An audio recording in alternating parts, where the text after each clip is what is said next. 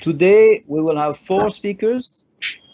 We have Danielle Wong, who's the president of Voice of Disabled People, who will be presenting on the impact of COVID-19 on people with disabilities. We have Aveeraj Peedoly from the Mauritius Research and Innovation Council, who will present the results of his work on intra-household gender dynamics, which is part of the research work done with UNDP on behalf of the UN country team. We'll have Sanjeev Bhonoo, who works at Statistics Mauritius and will present his work on the rapid continuous multi-purpose household survey, and we'll have Marco Ranzani from the World Bank Poverty and Equity Global Practice, who will present the way we work is that we have each speaker will have 10 minutes to present, and after each presentation we'll have about 5 minutes for questions.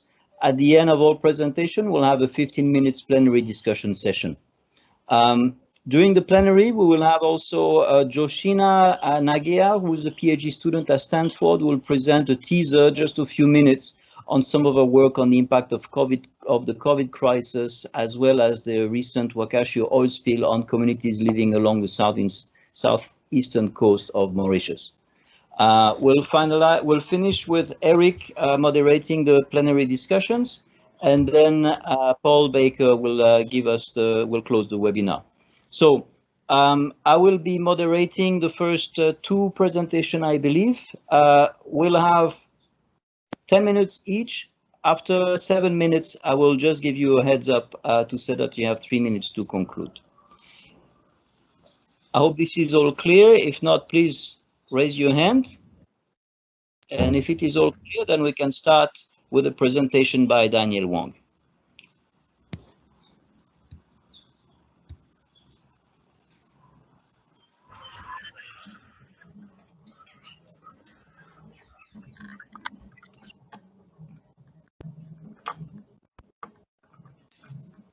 Turn off camera. Good morning, everybody. Thank you for inviting me over for this discussion over COVID, the impact of COVID, particularly for people with disabilities. I'm personally disabled for over 20 years because I suffer from a muscular dystrophy.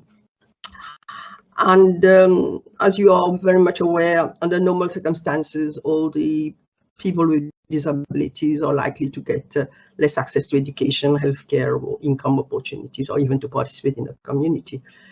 And I also said, and until I've been, really in this wheelchair, that I realized how much you are denied the basic human rights and treated with fear and a lot of prejudice. And the pandemic, COVID, impacted remarkably more on the structural cracks in society, and you can see the holes in our system. And we face maybe more economic struggles. I think there is an urgent need for the government to respond and to design and build more inclusive and accessible societies, because we can go on and on all these what is not working. But I think what I'm trying to do is just really to focus on what can be done, particularly in Mauritius. And I would say how. We have to advocate for the disability rights legislation in Mauritius, because since 2007 we have signed the CRPD, and yet Mauritius has reservation and has not signed the protocol. I don't want to go all the details, but still we are campaigning with other groups to be able to have this disability bill in Mauritius enacted, so that it can be like a holistic approach for all the different measures taken by the government. There are measures, there are positive ones, I won't deny it, but they are piecemeal, and we can we do suffer a lot from the different organizations or different institutions that we have to, to shop around to know our rights. Because within it, there's a lot of lack of omission in the general principle obligation or the specific right. But what I'd like to do is to try that. For example, the COVID, just to give you some examples of the difficulties. For the intellectually impaired or the autism, they were not allowed to go out. And you know that these people need routine. the carers can't come because of the lockdown, the parents can't cope with. And all the SENS schools were closed. So there's no proper care, depressed, that people don't know how to do. And after 2 months, after representation, the children were allowed to take a walk route and had to go to Parliament. So we can see also all the cracks in the issues of accommodation for these children.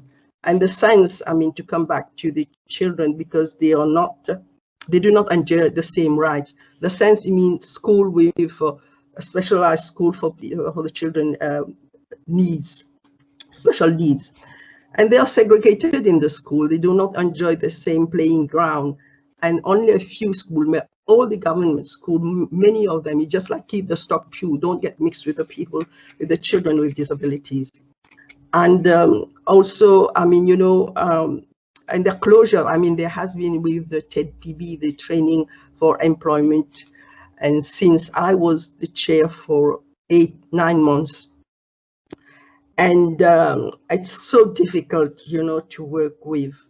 And the government has passed a law that, you know, 3% of the private sector has to employ. But as we say, the government, you say, do what I say, and they don't do what they, because the government has no obligation to employ people with disabilities. Whereas the example should come, I mean, we have it in India, for instance, 4%, there's reservation for government and public sector to employ people with disabilities. But to some extent, I do understand that they can't employ people with disabilities because they do not have a proper qualification or education. And because when I was, you know, as chair, I organized a big, you know, exhibition and get the people to be trained. But I think there's also no proper framework for them to be trained, or even now, if you are talking about to go on for training for these people, there's to work from home. I mean, there's no legal proper framework. And then the TED-PB, recently there was no chairman, nothing is working. They closed down all the training centers. The centers were just like a carer to put all the disabled, give them a stipend with no proper training, with no really a vision or whatever to be done. It's so sad because, you know, these people can be helped, but they are just being more than, I would say, like considered disposable. Because during the COVID, they says, you know, who's gonna to have the you know, the care or whatever it needs to be. They says, you know, if you are how you call people over 70 or, you know, old people, elderly, has to be, you know, take a precaution. But for the disabled, nothing was done. And I think also is what it's a shame is that the government has an over-reliance on the NGOs to provide special services to the children with disabilities. There are 65, and since last year I was the chair for, we had like 11 with who are dealing with persons with disabilities. So overall, I would say these are really the picture. But I would like to recommend, because you don't just keep on, you know, complaining, but to come back to the employment, because the people has to be trained properly. But I was recommending to have, like, when I was chair of the National Corporate Social Responsibility, to introduce in the public sector procurement legislation that demands social value by winning bidders up to 20% of the contract value. So it would help. This act can transform the way providers deliver their goods and services. And we have a good example of the Social Act of 2012 of UK. So you see, it's for me, I mean, to sum up, is we need to have like this legislation for Mauritius, this disability bill to go through, because it's now 13 years over that it hasn't been, you know, enacted, and really to promote this public procurement legislation. And for me, if these two issues are addressed properly, and I think we can make really a big improvement in the life of the people with disabilities. Thank you. If you have maybe more questions, I'll maybe able to answer back. All right.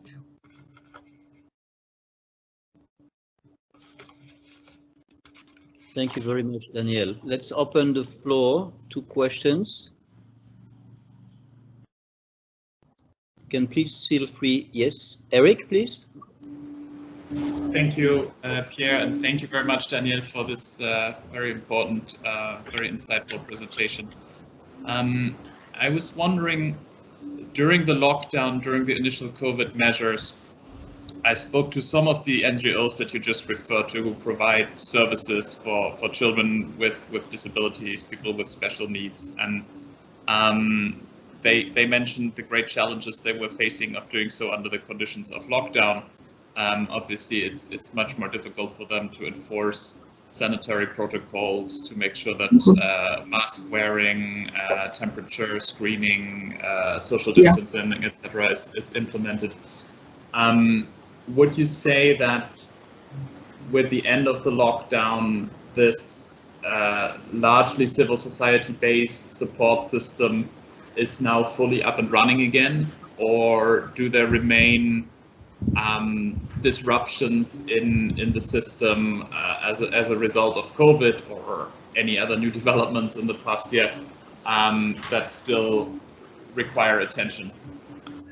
Yeah, definitely. You know, even after the the removal of the lockdown, but there has been, there's this fear and prejudice, fear even for the parents if the the NGOs or any carers come up to help. I mean, is this person is likely to give COVID to this people, to my children? I mean, so there's the fear, and there hasn't been enough an awareness campaign of how you are you're prone, because you usually, I would say, person with disabilities have a problem of breathing, particularly the muscular dystrophy, people suffering from this muscular dystrophy. So this is this fear and the prejudice is still very high.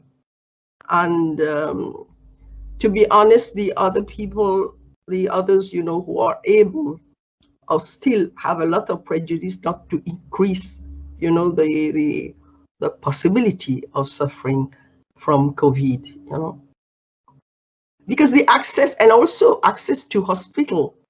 So many don't want to go to hospital because they are afraid maybe they would have this COVID instead of staying home. And at least they say they think they are safer at home than they are, going to hospital. So the awareness, the campaign for people to be aware has to be done in very more, a real campaign has to be launched for that. Does that answer your question? Yes, thank you. Thank you, that's very helpful.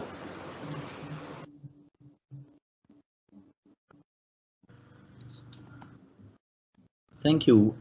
While we wait for any other question from the Assembly, Danielle, thank you. Sorry, I'm talking on behalf now, not as the moderator, but on behalf of the UN Resident Coordinator's Office.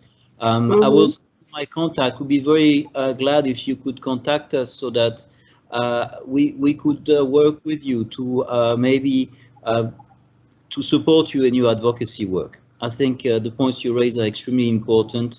And they have, if not been forgotten, maybe not been put enough on the on the front of where it should be. So we'd be glad to work with you to see how we can advocate for some of the suggestions to be implemented. The suggestion you just made. I'll just send you my email. Yeah, thank you so much. Do we have any other question, please, to Danielle?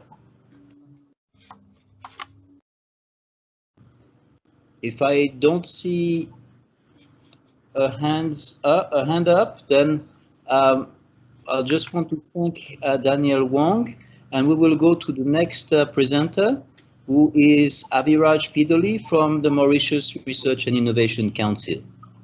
Aveeraj, are you ready to present?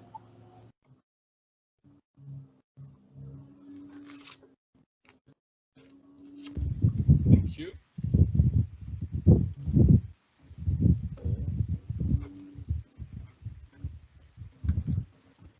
Can you all see my screen? Yes, we can see your screen. You may just have to go full screen. Right now we see. Good, take it. Aveeraj, and I think we would all benefit if you could temporarily turn down the fan in the background because it's blowing into your microphone and creating some background noise. Sorry about that. So, hello everyone. Thank you for this opportunity to intervene on this platform today. What I will be talking about is a small subset of a much bigger picture, and this bigger picture we've tried to understand. Aveeraj, your sound is extremely low. I don't know if it's just on my side, but we barely hear you. Is that any better? No, your microphone is folded up. Is that any better?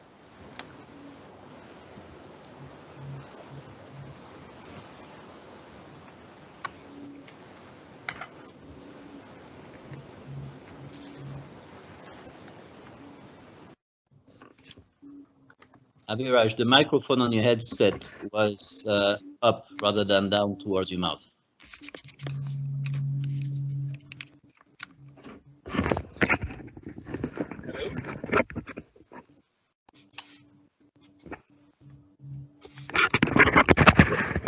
Hello? Hello. That sounds much better. Okay, I'm really sorry about this. So let me get back to. So two specific themes that I will be talking about is the incidence of domestic violence, that is more specifically intimate partner violence, and distribution of care and domestic roles and responsibilities by gender. And the data sets that I use to discuss these findings are something that I will be talking about in my next slide. And we'll be talking of some key findings and insights, and also some reflections and pointers towards areas that require further research. So essentially, the data sets on which we base some of these findings are from the National Household Survey that we did for the UNDP under the Socioeconomic Impact Assessment study. It was a household survey of 400 households. And we also complemented this with a households in extreme poverty survey, which was more of an indicative picture of some of the main issues that the poorest of the poor faced during lockdown. So within these survey instruments, we had only short modules on domestic violence and time use, including self-reported distribution of domestic responsibilities. So these are not like instruments that were calibrated to obtain a comprehensive picture on domestic violence or time use by gender, but they do give us some indicative picture of what happened during confinement, during lockdown. And we've complemented this with some qualitative investigations, focus groups, and semi-directive interviews with diverse stakeholders and opinion leaders. And also, we've referred to official statistics available from the Ministry of Gender Equality, Police, Statistics Mauritius, just to complement some of the survey findings that we found. So, I think one of the most important findings under this rubric, domestic violence, is that there was effectively, just like as in many other parts of the world, perhaps a little bit less so in Mauritius if we compare with some trends in India, in other regions in the world. There has been an important increased surge in domestic violence, and from the national survey, what we saw was that 4.5 of the respondents have. experienced some sort of violence at home. And what is quite a matter of concern is that for those in extreme poverty, we saw that this figure was actually double. And if we look specifically at female respondents, indicating that this is a gender-based phenomenon, we see that the figure is quite high as well. 7.4% of the female respondents have experienced some kind of physical assault during the lockdown, and the same for those who lived in extreme poverty, 9%. So if we compare this with some baseline figure that in a past study carried out by the MRC for the UNDP 2010, we see that we had a figure of 3.9% of people who had experienced some sort of violence at home over the past year. So here we're talking of the lockdown period only. And male respondents have systematically felt less episodes of domestic violence, but there have still been some cases. Now, the violence onto female respondents by relationship with perpetrator, indicating that this is a GBV and more particularly an intimate partner violence, 73%. That is, if we take the 60% who were spouse and living partners, we see that 73% had faced violence from a close and intimate partner, and the rest, it was they've suffered from violence from grandchildren, children, and 7% from the mother-in-law. Now, we've also seen that there was a failure to report, which is a classic case in many cases of domestic violence. And again, what we have seen, although it sounds fairly concerning, it is perhaps just the tip of the iceberg. So victims, particularly the majority of female victims, did not report to the authorities, in part due to the feeling of shame and fear of reprisals from the abuser, which is common in most studies on domestic violence.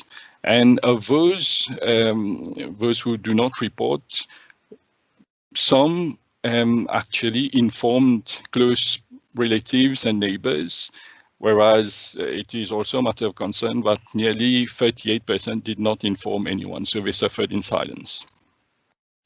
These figures, they are fairly matched by what happened based on official statistics that were recorded, which are in the public domain. So during the lockdown period, a total number of 520 cases were officially reported, and there were even 111 female survivors who had to leave a conjugal roof during the lockdown. And this necessitated some interventions, sensitization campaigns by the ministry, and also NGOs and opinion leaders had to come on TV in campaigns just to denounce, because that was actually taking quite an alarming toll. Now, what were the causes or the profile of these victims? How different are they from the normal cases of domestic violence that we get across the year? So these are really avenues for further research, but some insights from qualitative approaches. And a policewoman that was interviewed anonymously, she described this in very convincing terms as a home under lockdown is like a pressure cooker with all the ingredients for violence to erupt anytime. And it did stretch the emotional, the economic and social coping abilities. There was indeed a cluster of risk factors and triggers, loss of revenue, depletion of savings, restrictions of movement, which all very often in closed spaces could potentially and have indeed led to domestic violence.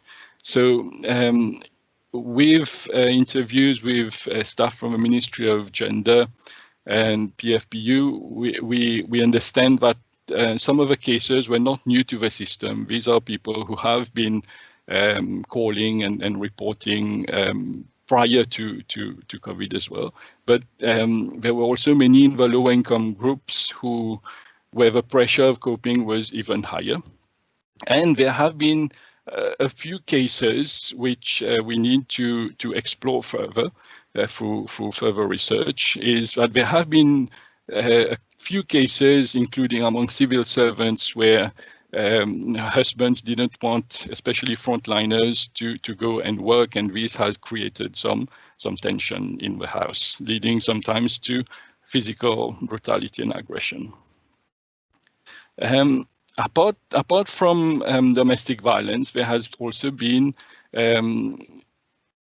uneven distribution of care and domestic responsibilities. So the lockdown did set in motion several transitional behaviors and practices to adjust to confinement. Generally, both women and men reported spending more time than usual on domestic and care responsibilities, leisure and personal and or household activities as captured through the survey instrument.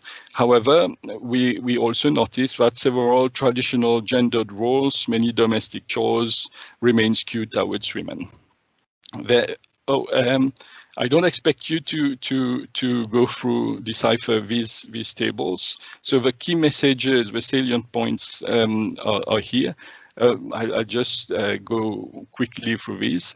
A majority of respondents, an average of some 72% of both males and females, have stated that they have spent more or significantly more household quality time, although some 24% of women stated that arguing in household was more, including 9% significantly more. We find that women may have had a heavier lifestyle during confinement. So 43% of women report that they have engaged more in exercises than prior to lockdown, and this compares favorably with only 32% for their spouses. Unhealthy practices such as drinking alcohol, smoking cigarettes were also more pronounced among men. Only 6% of female respondents stated that they have consumed more alcohol than their male counterparts. Likewise, increases in cigarette smoking among women have been marginal, as opposed to men, as it is reported that 19% of males have spent more time smoking. One minute yes? to the end of the presentation. Okay. Okay. So in terms of, I'll just skip through some of the less. So domestic chores and preparing meals, we've seen that traditional roles of domestic chores and meal preparation have fallen disproportionately on women. Caring for dependents as well, disproportionately on female respondents. And women have also tended to spend more time towards children's education during the lockdown, helping their kids than male respondents. And in general, if we compare with the statistics from Living Conditions Survey, we find that this is there has always been this disbalance, although there had been a trend toward equality if we compare with 2 or 3 generations ago. But women still, on average, spend 2.2 hours more than men on domestic tasks on a daily basis. So some reflections or pointers towards further areas of research. The methodology, that was more of a rapid situational assessment. It was not like a questionnaire specifically for domestic violence or for time use.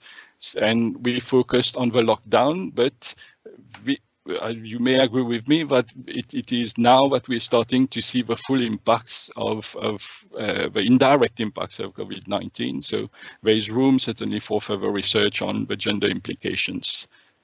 And there is a whole agenda for academic and applied research. So from work from home and gender implications, the household as a site of cooperation and conflict, the challenges of tackling domestic violence, access and control over household resources by gender, etc. So all these are certainly a new agenda that invite further academic and applied research. That will be all from me. Thank you.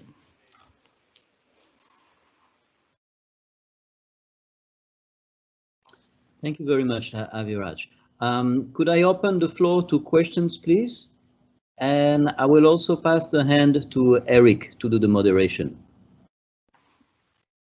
So anyone who would like to raise a hand for questions, please.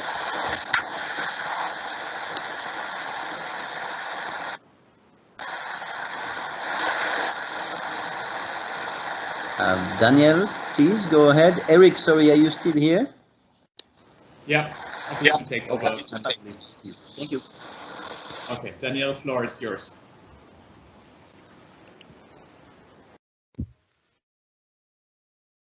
I'm sorry, I can't hear. We can't hear you, Danielle. I think you might still be muted. Yes, I wanted to know, when you were doing your survey on domestic violence, have you had a special, a chapter or any question regarding the women and the girls with disabilities? How many have been, really suffered from that? No, unfortunately, as I was saying earlier, because the survey instrument was like an omnibus style survey, we had only we could only spare 30 minutes in the household. Yeah. Thank you. Okay, do we have any other questions specifically on this presentation or comments?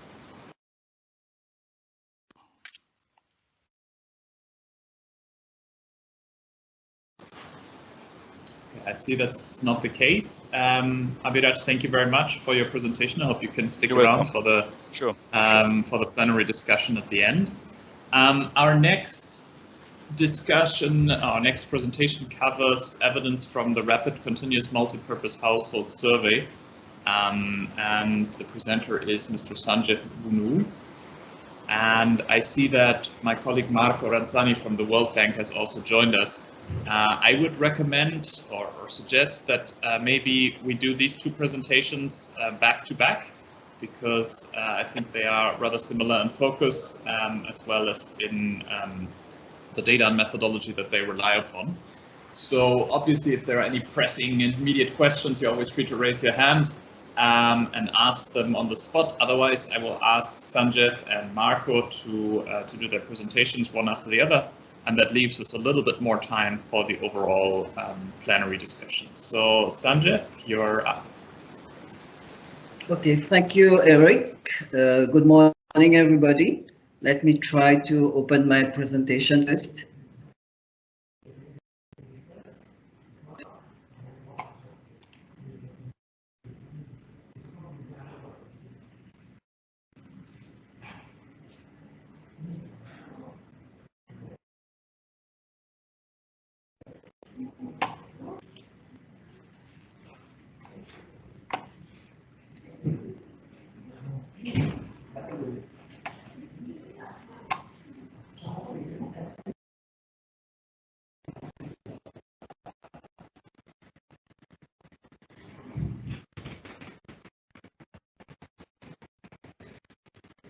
Well, my presentation will be about the Rapid Continuous Multipurpose Household Survey. Is it okay? Are you able to hear me about Erik? Is it okay?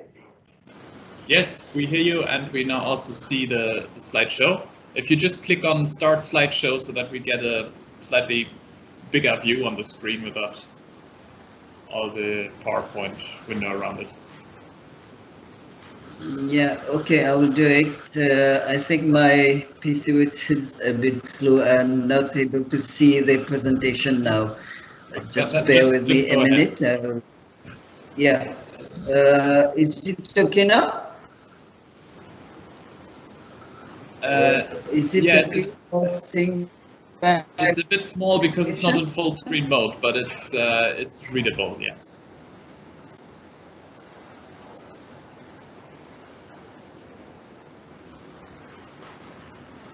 I think you can go ahead like this. Okay. Well, I will present you the households and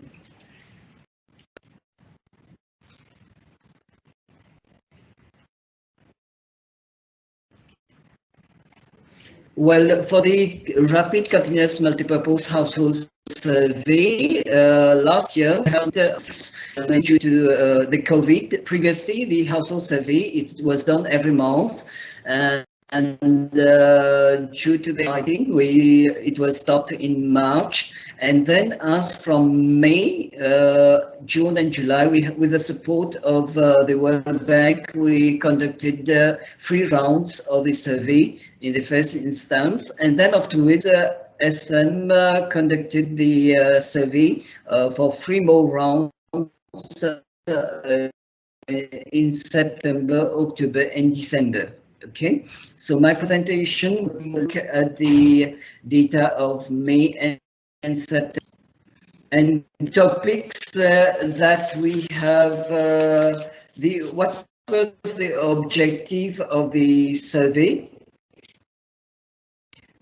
It was to monitor effects of COVID-19 on the lives of Mauritian households, and also to collect a core set of labor market data to inform decision making in the context of government lockdowns, just to measure how the measure of unemployment rate, employment, etc. Okay. And so the main topics that we had in September round till December, it was the labor market, where we measured employment, unemployment, and inactive. And also we learned about the shocks that the households faced with the advent of COVID-19. And also the impact on the methodology. It was like we had the telephone interviews, and it was around 900 households that were interviewed for each round. And we covered, like these previous CMPHS, we were covering the Republic of Mauritius. That is, we covered Island of Mauritius and Rodrigues. Both were covered, but the reference population, we have surveyed only the population from 16 to 64 years, and we put not in times to just focus on the labor statistics. Okay, and now the survey results. We have already produced 3 reports. The first report was with the results of the May. And then afterwards, we produced another report which gave the results of May, June, July. And lately, we have produced a report on September. And all these can be accessed on our website, where the processing of the October and December data, it's still in progress. And we are hoping to produce data shortly afterwards on the October and December. But my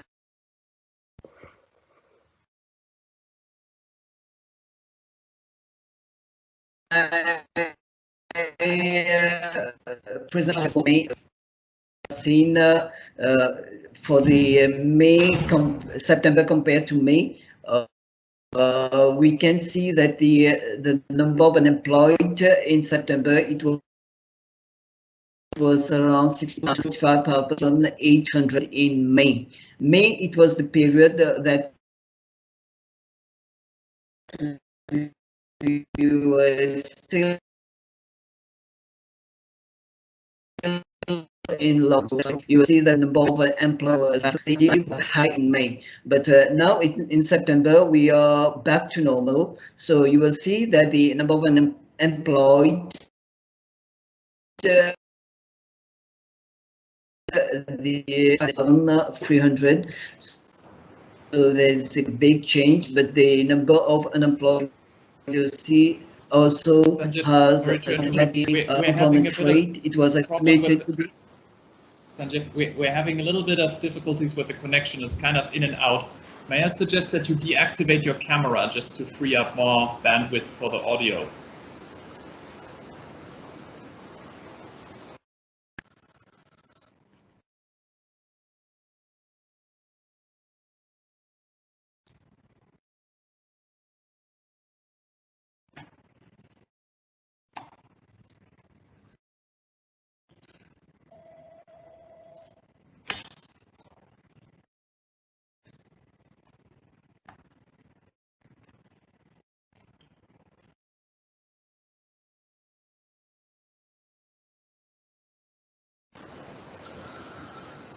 Is it better now? Are you able to hear me? Well, I was talking about the labor market.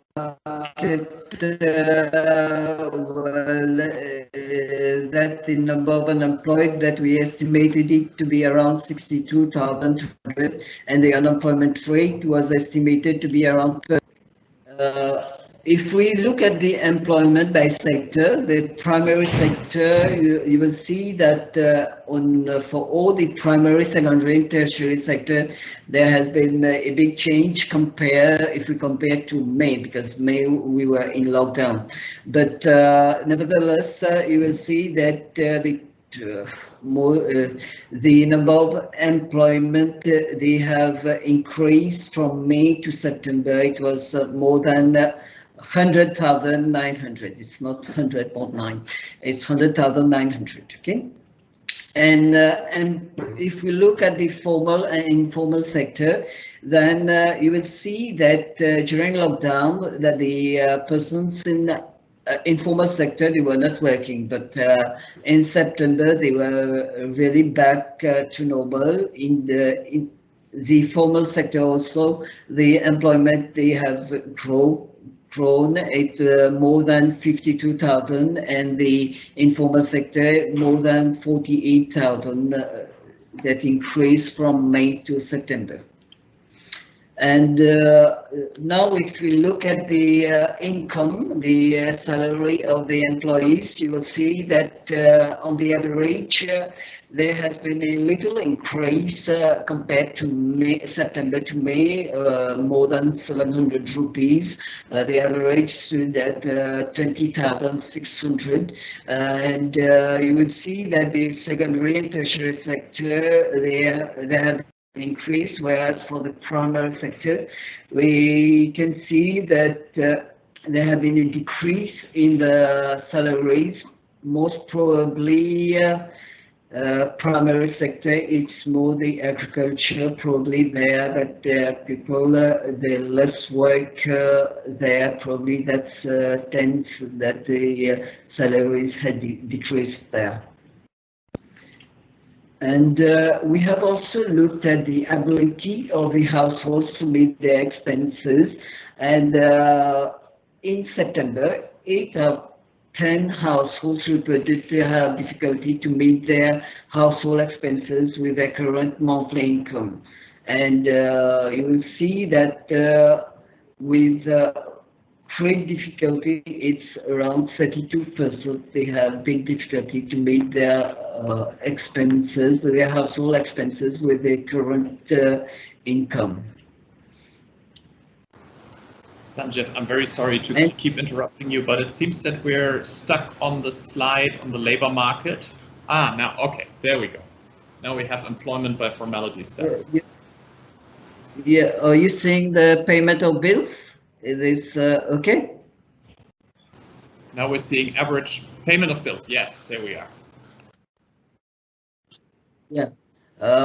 We have to look at the payment of bills and see that how the households, they had difficulty in the payment of their bills, and 39% of the households reported to have difficulty to pay their electricity bill, whereas around 30% they had difficulty with the water bill, whereas some 23% they were having difficulty paying the bills of the high purchase goods. Okay, that's what we observed. And last, what we asked also whether the status of the household income, and around 34% of the households surveyed in September reported that they had a reduction of their income compared prior to the pandemic period.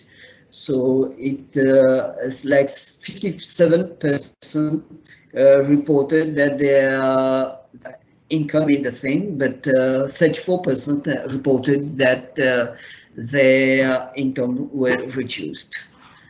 That's nearly all. That's all for my presentation. And I don't know, will have the question now, or we'll have Marco presentation first? I think unless anyone raises their hands right away and has a really pressing question on this presentation, I would suggest that Marco goes ahead right away, because the two topics or the two presentations are so closely related, and then we'll discuss it all in one go. I don't see any hands, so Marco, please go ahead. Thanks, Erik, and good morning, everyone. Can you hear me? Can you see me? Yes. Okay. Well, first, thanks for inviting me. Let me see if I managed to show my presentation. Sanjeev, can you close yours, please?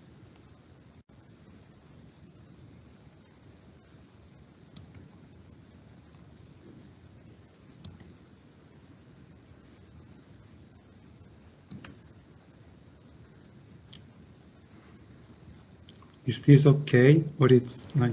Yes, very good. Okay. Maybe I'll turn off my camera to have a smoother experience. You never know. Okay. Okay. So what I want to talk about today is about the labor market inequalities that due to the COVID-19 pandemic.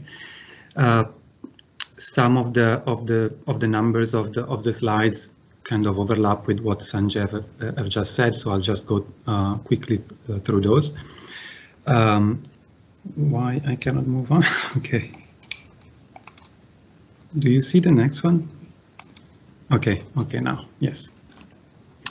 So I'm going to start with the impact of COVID on labor market status, meaning employment, unemployment, and inactivity by sex, and then by sector and formality status. And then by another dimension, which is important, especially for policymakers, by pre-pandemic household income distribution. And this is information that is derived from surveys done before the pandemic, because we don't measure household income in the COVID surveys, household surveys that Sanjeev has just described.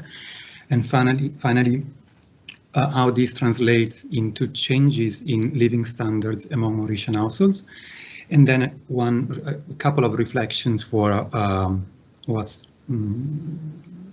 next in the next few months.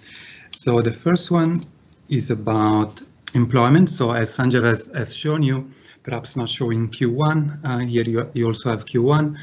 Of 2020, which is the normal, the standard labor force survey.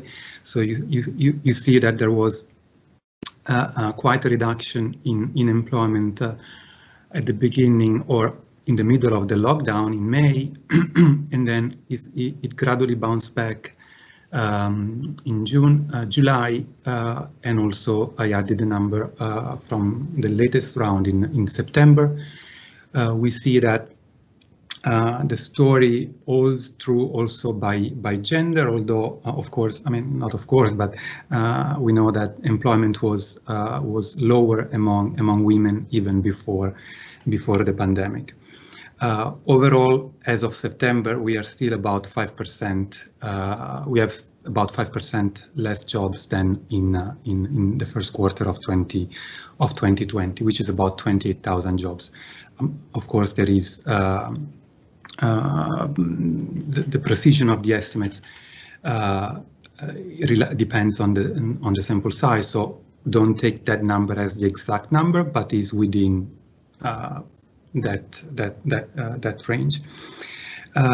So although employment has partially bounced back, unemployment is still above pre-pandemic levels, and particularly among men. I'm not showing rates, I'm just showing levels, but you have seen rates, and even in terms of rates, we are, for example, among men, the unemployment rate is about 5 percentage points higher than before the pandemic. So we have, for example, among men, we had 70,600 unemployed men in Q1, and as of September, there are about 32,000 unemployed men. I must say that these numbers refers to the population between 16 and 65 years of age, not currently not in school. So these numbers might not, especially in terms of rates, might not match the numbers that Statistic Mauritius typically measure. This is because we made a choice to interview only those individuals. So if unemployment is still above pre-pandemic levels, and particularly among men, we have an issue with inactivity, and we can see in the next slide that the number of inactive people is higher, especially when you look at the rate that you don't see here among women. That is because with the pandemic, with job losses, some men or most of men have continued to look for jobs, and so to keep they've kept themselves engaged in the labor market, while women, perhaps because of family duties and the traditional role of women as caregiver and caretaker, they have they've exited the labor market, and not all of them have come back. So if we look at the rate, I can tell you the participation rate, the activity rate among women, it was about 61% in Q1, and now we are, as of September, at 58%. So it's about 3 percentage points lower than before. If we look at employment by sector, I want to show you some numbers here. It looks complicated, but it's very simple. So we have on the vertical axis the percentage change in median income from labor between the first quarter and July 2020, and on the horizontal axis we have the percentage change in employment, again between Q1 and July 2020 by sector. So perhaps the labels are a little small, but anyway. So if we look at this quadrant first, we have sectors like information and communication, construction, financial, insurance, and real estate activities that have posted a positive increase in employment, but a decline in median earnings. There are other sectors, particularly agriculture and fishing, that posted, but this might be due because it's a very small sector, and perhaps also in terms of sample size in the survey, it's quite small, so there is the estimates are less precise. We have a negative, so job losses, but a positive, an increase in median earnings. And then most of the sectors instead fall in this quadrant, which means a loss in employment and a decline in median earnings. And basically you have all the other sectors. So for example, you have trade, you have manufacturing, you have transport, you have accommodation and food services activities, which is basically tourism. You have administrative and support activities, and the diagonal lines means that for sectors that are lying along the diagonal, the percentage change in employment and in median earnings is the same. If you want to take this one step forward, this is also some sort of a measure of productivity, where you have earnings divided by employment. So if they have changed by the same amount, that means productivity has not changed. But I wouldn't. It's a bit of a stretch because this is just earnings, it's not value added.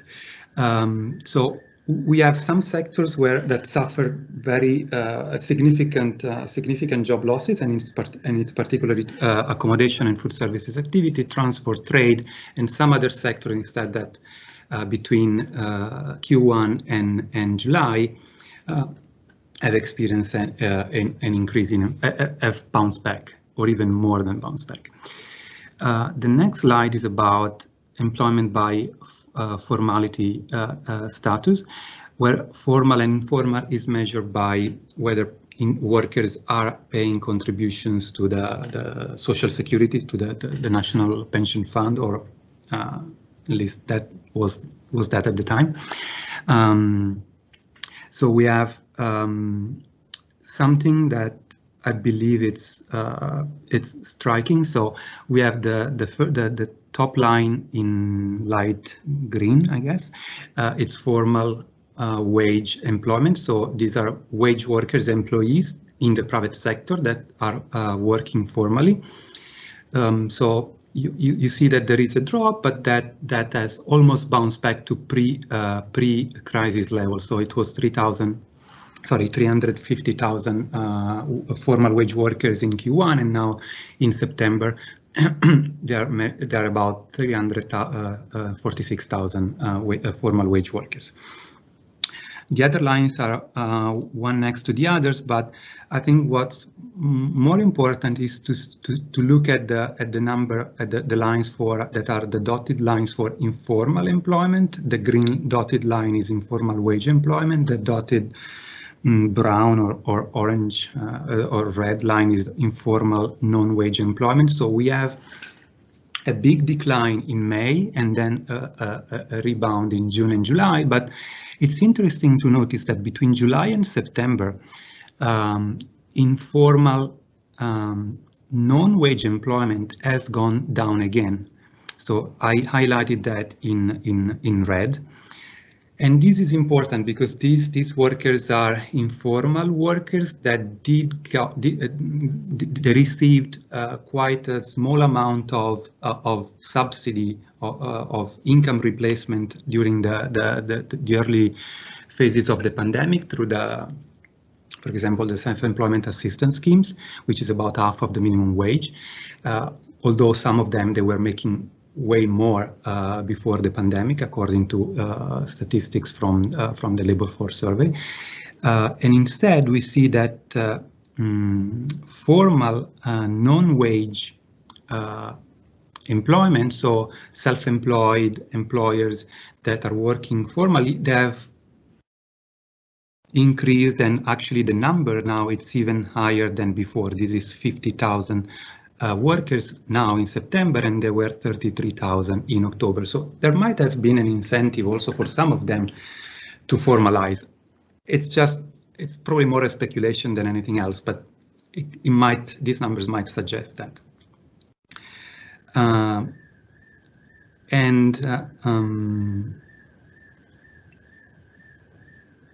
Okay, yeah, this is basically the same slide, but where I just show formal non-wage, informal wage, and informal non-wage. So this is it's probably more clear if you want. So you see a big decline among for informal non-wage employment, and instead a continuous increase for formal non-wage employment. Okay. Now the other dimension that I want to talk to you about today is by pre-pandemic household income distribution, because some of the most of the workers that were employed before the pandemic in sectors or in jobs that were most hit by the pandemic were actually they belong actually to poor households, or to households that are in the bottom 40% of the household income distribution. We look at the bottom 40% at the bank on top of looking at poverty. The poverty rate for in Mauritius was in 2017 about 10%. So instead of looking just at the bottom 10%, we also look at the bottom 40% when we sort households by their household by their income level before the pandemic. So here in the next slide we see employment by sector for all workers, and then for workers that belong to households in the bottom 40%, and for workers that belong to poor households. So basically those are working poor, workers in the bottom 40%, and all workers. So we see that this is measured before the pandemic, right? Because we don't have this kind of information in the household surveys that were conducted during the pandemic. So this is just to say that compared to the overall average, which is the first horizontal bar, we see that workers in poor households and in households that belong to the bottom 40% are largely concentrated in traditional sectors, particularly in manufacturing and construction, and also in trade, and some of these sectors suffered the largest employment losses, job losses. So this is to say that these workers, poor workers and workers in the bottom 40% are likely to have suffered more job losses than workers at the top. The next slide is about the same distribution, but this time by formality status. So again, we have all employment, employment for workers that belong to households in the bottom 40%, and employment for working poor, for workers that belong to poor households.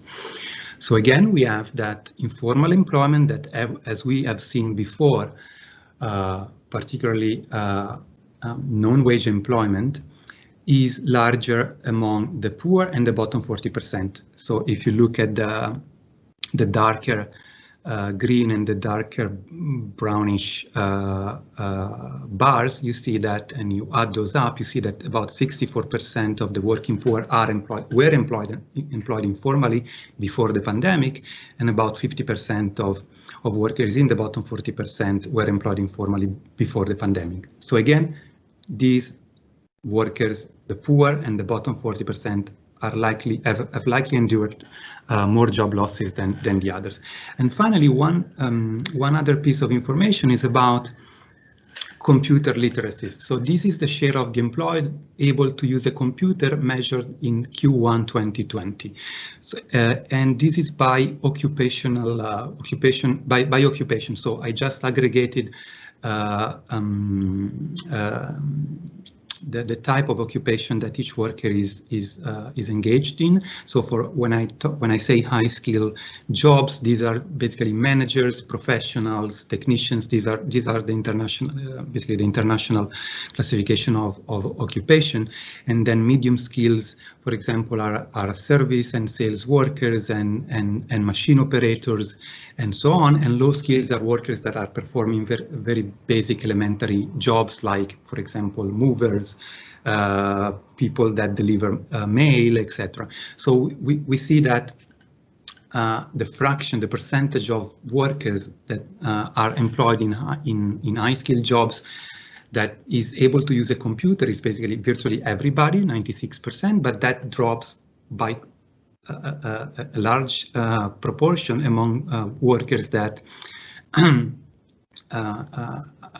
have medium skill or low skill jobs, so down to 31%.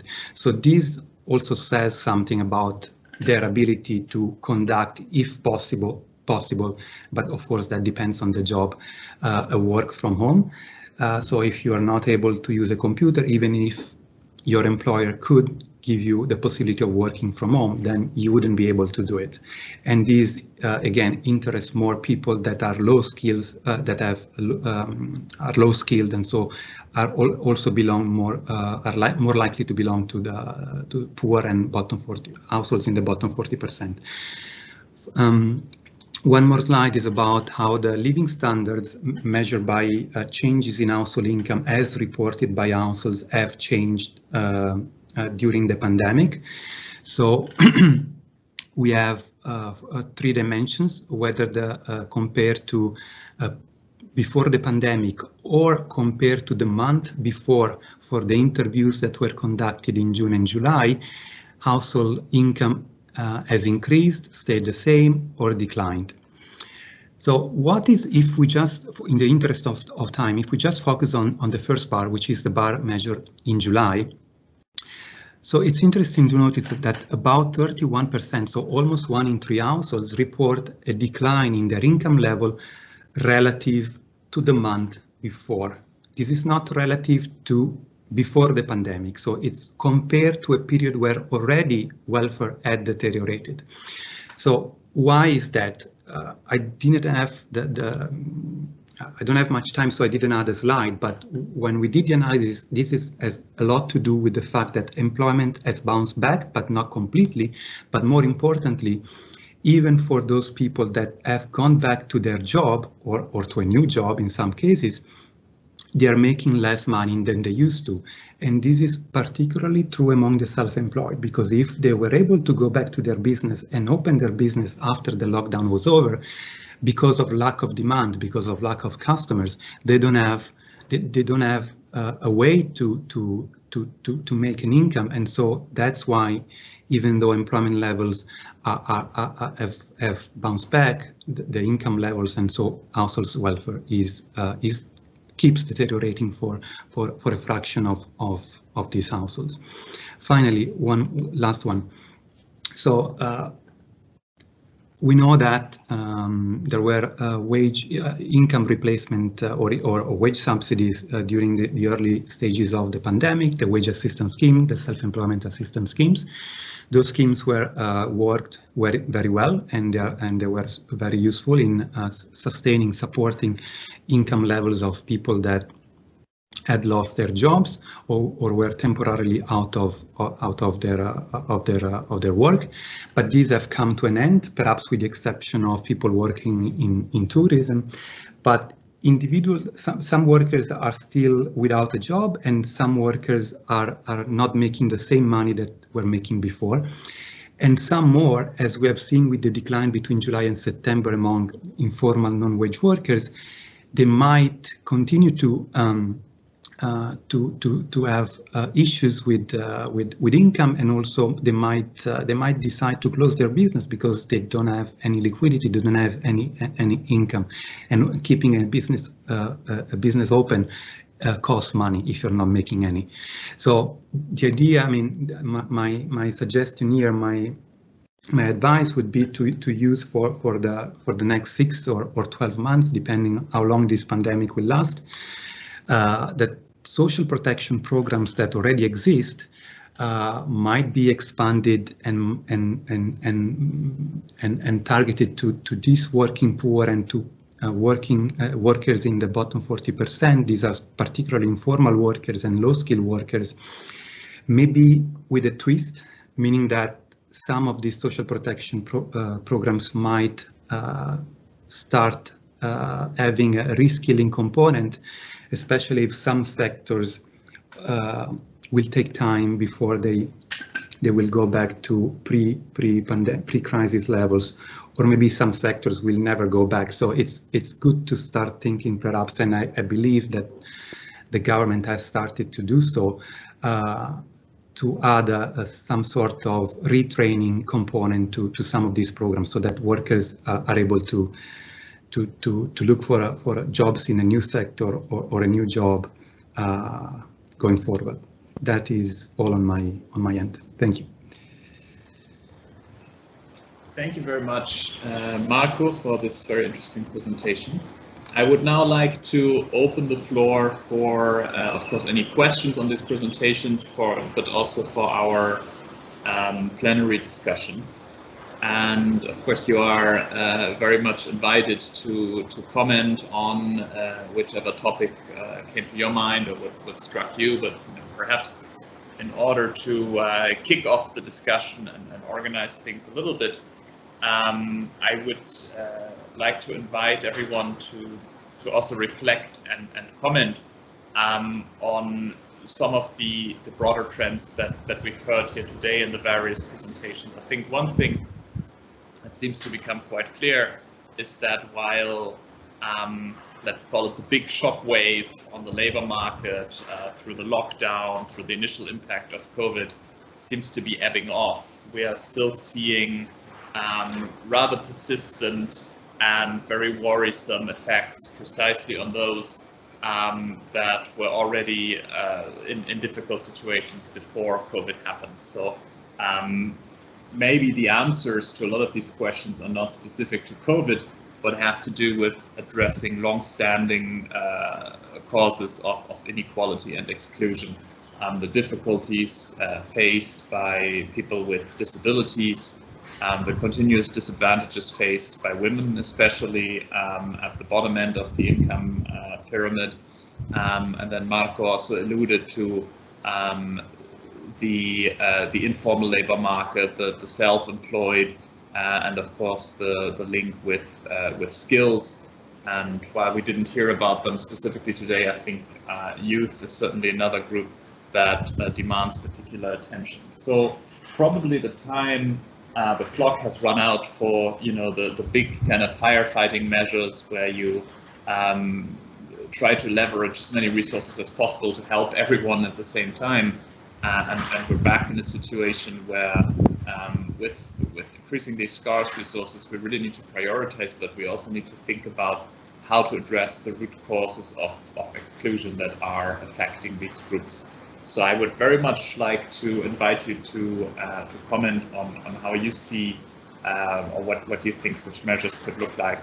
And then at the end of our plenary discussion, I think we'll have a brief summary from our colleague Arvind from International Economics. But floor is open. Please raise your hand or just go ahead. Thank you, Erik. We'll have a presentation, a short presentation by this is Josheena Naggea, who is a doctoral student at Stanford University. Josheena, you're here? Yes, hi. I'll just share my screen quickly. Can you see the slides all right? Yes, we can see it. Thank you. Yes. So I'm presenting very briefly on a study we have conducted after the Wakashio oil spill. Sorry, I can't see my own slide. I'll remove the video. It's there, don't worry. Okay. Yeah, after the Wakashio oil spill, to try to understand the compounding effects that COVID-19 and the Wakashio oil spill has had on impacted communities.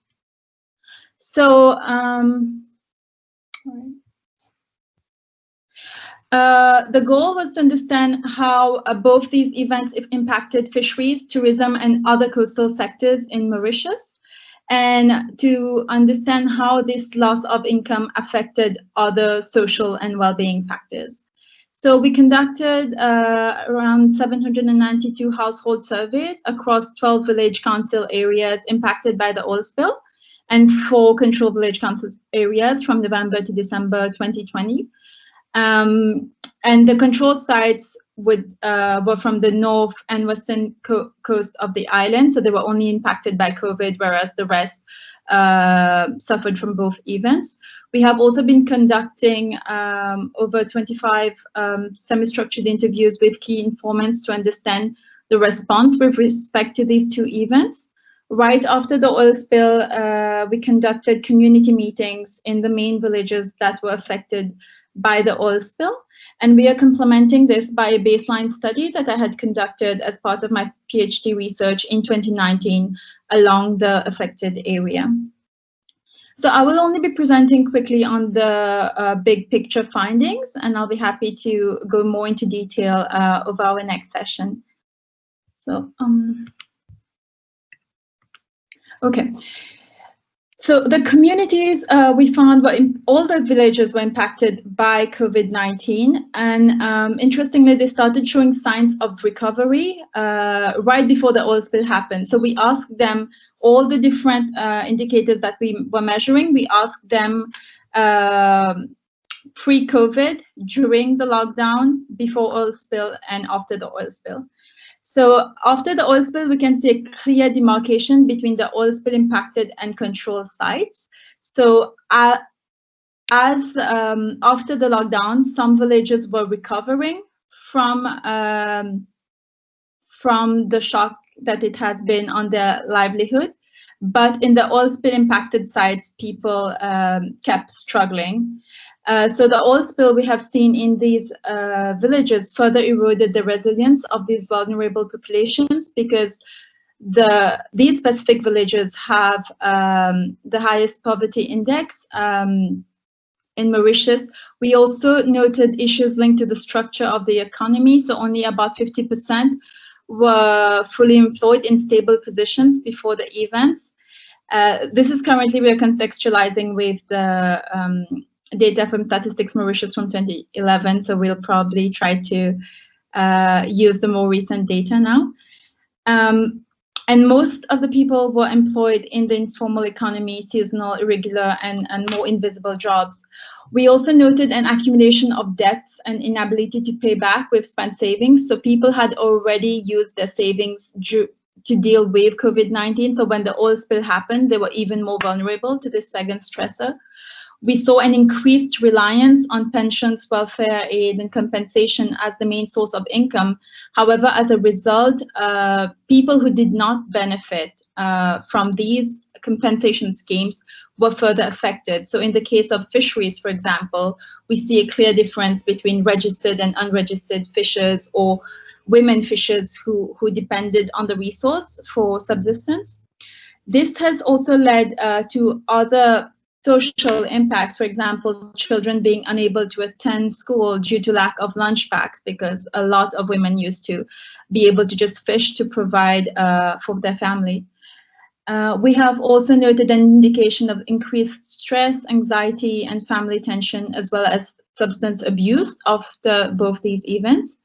With the oil spill, there's also an indication of an impact on occupational and place attachment, with people unable to do the jobs, like all the coastal and marine related activities. This has also led to like a bit more resistance with respect to like re-employment and reskilling.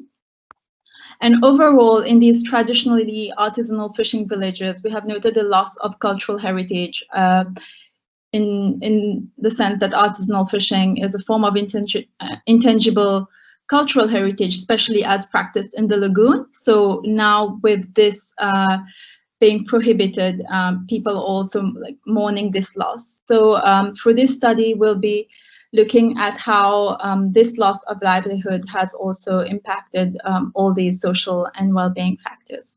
Thank you.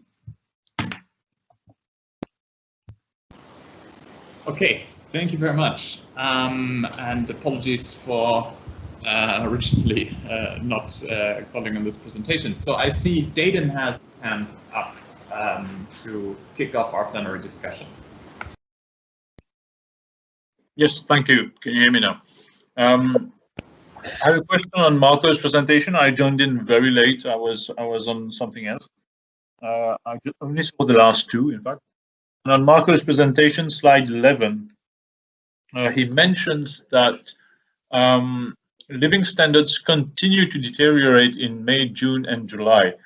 So I looked at the bar charts that were there. It's with respect to previous month. So every month we're seeing more than 30% people saying deteriorate with respect to previous months. So is he confirming that the deterioration happened in May for 30% and then again in June for 30% and still in July for 30%, which would be a lot on an accumulated basis? That was my question. Thank you. Yes. So yeah, the numbers for May refers to how your welfare has changed compared to before the pandemic. So it's 36% that have a decline in their household income compared to before the pandemic. So I guess it was February. Instead, for June and July, the questions was compared to the previous month.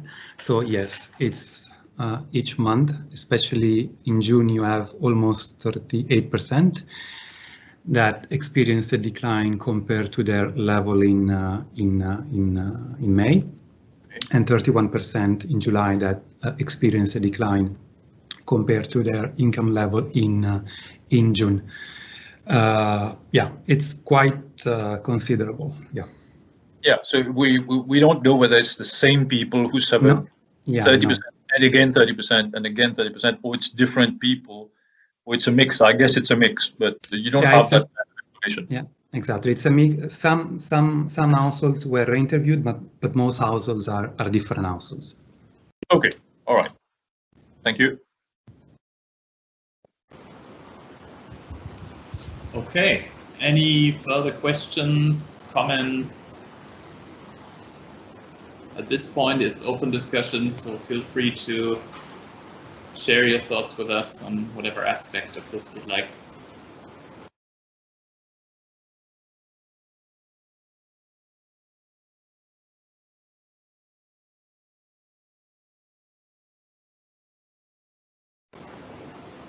Going once, going twice.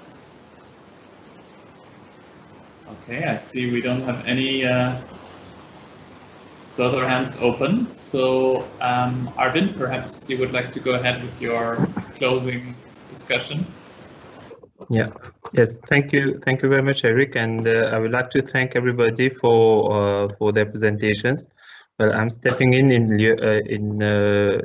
Paul's shoes, but because he has had to leave for another meeting, so apologies on his behalf. But we had a good round of presentations and discussions around the social implications of COVID in Mauritius, and particularly we started with Danielle's presentation on the impact on people with disabilities, and we hope that well, for an inclusive society, we'll have the disability bill passed and implemented in Mauritius. But apart from that, we had also very interesting presentations about how COVID has impacted on everyone, and most importantly, some presentations like Dr. Peedoly's and Marco's and Sanjeev's as well, how the lower income and poor people have been most impacted. But apart from that, we saw how there's a decline in income, as shown by Marco and Mr. Bhonoo from Statistics Mauritius. But I think the takeaways may be, well, though we have been impacted, but re-employment, reskilling, job re-engineering have to be implemented, so that we can re-employ and redeploy the people in Mauritius. So before ending, I would like to welcome you all to join the platform, the research platform on COVID-19, which is used to share the data and the articles, and you'll have a summary as well of our webinar later on the platform. And I would like to also make an appeal to all the participants over here. Just if you have any data that you have been collecting in the course of surveys, to share it with us. So the idea is to increase accessibility to data among the community, and also allow us to anybody within the community who would like to do further analysis or further research can base themselves on the data. So last thing, we will let you know about the next webinar, about our next events, and once they are scheduled. But thank you everybody for staying in touch, and thank you everybody for your contribution, and look forward to the next event. Thank you. Many thanks, Arvind, and I add my thanks to everyone who participated today. Look forward to seeing you soon in our next webinar. Have a very nice rest of the day. Bye. Thank you. Bye. Bye. Thank you. Bye. Thank you. Have a good day. Bye. Thank you. Okay, thank you, everybody. Bye.